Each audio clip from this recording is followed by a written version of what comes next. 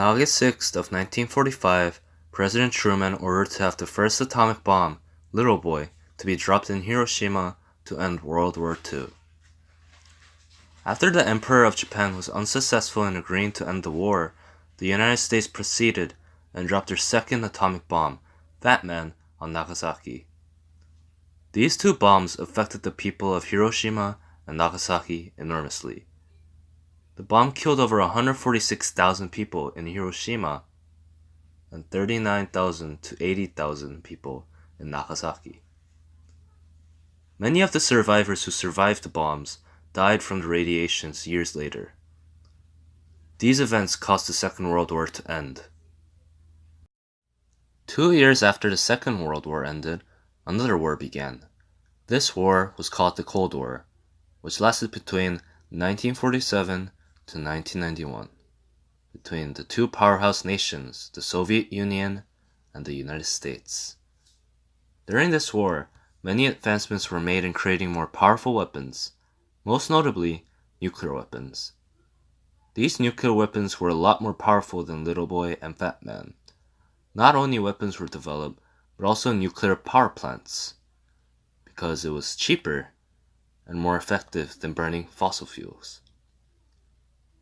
On April 26th of 1986, there was an accident at the Chernobyl nuclear power plant in modern-day Ukraine.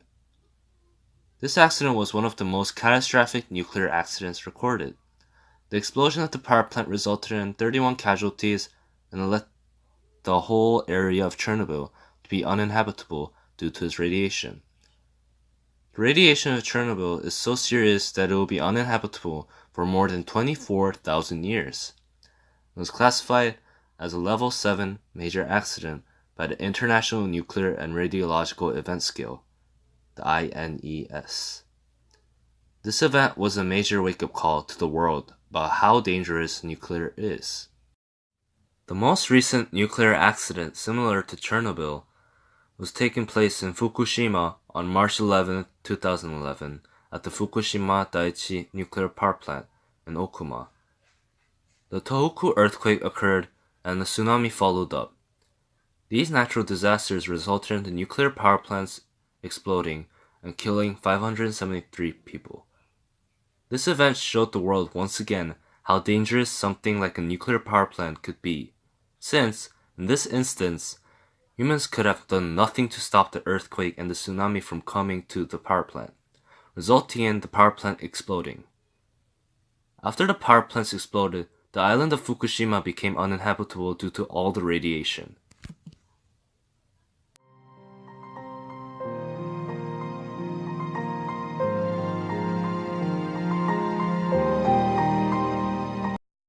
How do these bombs create so much destruction?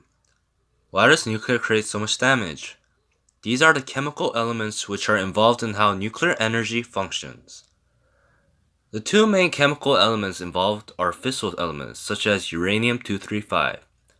The uranium splits into smaller atoms which are called fission fragments. The bombs that were dropped on Hiroshima and Nagasaki were fission bombs. Inside fission bomb, it has this principle of having energy merging together to help the nucleus combine with many neutrons and protons. Then, the nucleus would split again, which will create some energy. In some cases, some of the atoms inside the bomb have weaker nuclei, making it more simple to separate. In the bomb, when the neutron hits the nucleus, it will start to break apart, and as this process continues, it will create a chain reaction, making the original explosion much more lethal.